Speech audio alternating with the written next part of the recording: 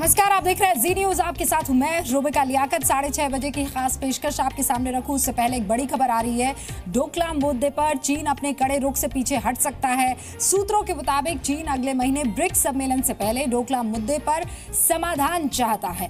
अगले महीने चीन के शियामिन में ब्रिक्स सम्मेलन है और इस दौरान चीन के राष्ट्रपति शी जिनपिंग और प्रधानमंत्री नरेंद्र मोदी की मुलाकात हो सकती है।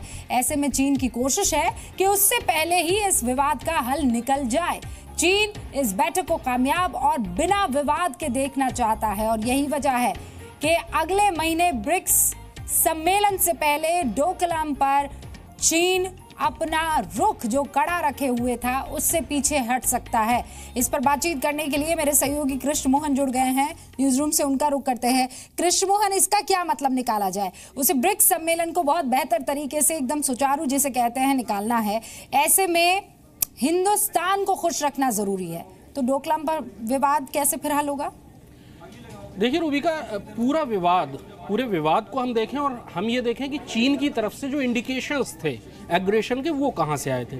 चीन की तरफ से जो इंडिकेशंस आए थे वो केवल मीडिया के जरिए आए थे। वहाँ चाहे मिनिस्ट्री ऑफ डिफेंस हो या एक्सटर्नल अफेयर्स की मिनिस्ट्री हो चीन की, उन्होंने बहुत ज़्यादा एग्रेशन बढ़ाया अपने बयानों से और मीडिया के जरिए उसको एक अलग लेवल तक ले गए। चीन, अब सवाल यह है कि चीन क्या झुकेगा, और झुकेगा तो उसको झुकने की ज़रूरत क्यों है, पीछे हटने की ज़रूरत क्यों है? देखिए, उसकी कई चीज़ें हैं। सितंबर में ब्रिक्स सम्मेलन हो रहा है। चीन पूरी दुनिया के सामने एक महान देश का अपना जो प्रोजेक्शन कर रहा है, उसमें अगर सीमा विवाद पर कोई बात बढ़ती है, एग्रेशन बढ़ता है और ये मामला आगे किसी और लेवल तक जाता है, यानी कि मुठभेड़ों की शक्ल में, तो ये चीन के लिए बहुत बुरा होगा कि ब्रिक्स सम्मेलन के दौरान एक दुनिया का जो सबसे बड़ा देश अपने आप को साबित करना चाहता है, वो अपने एक पड़ोसी के साथ खूनी झड़पों में उलझा हुआ है। नंबर 2, चीन के साथ समस्या यह है कि उसको अपनी इकोनॉमिक जो उसकी ग्रोथ है उसको बरकरार रखना है। अगर लड़ाई होगी तो इसका असर चीन की इकोनॉमिक ग्रोथ पर बहुत बुरा पड़ेगा। चीन ये नहीं चाहता है।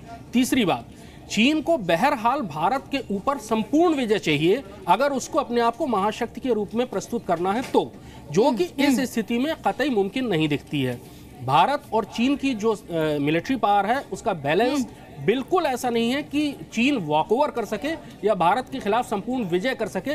अगर ये वो 3 पॉइंट्स है, माफी चाहती हूँ कृष्ण मोहन, मुझे आपको रोकना पड़ेगा, लेकिन ये 3 पॉइंट्स हैं जो साफ तौर पर बताते हैं कि चीन को झुकना पड़ेगा, लेकिन वो झुकता किस तरीके से है, कैसी डिप्लोमेसी यहाँ लेकर आता है, उस पर नजर बनाए रखिएगा। बहुत बहुत शुक्रिया जानकारी के लिए।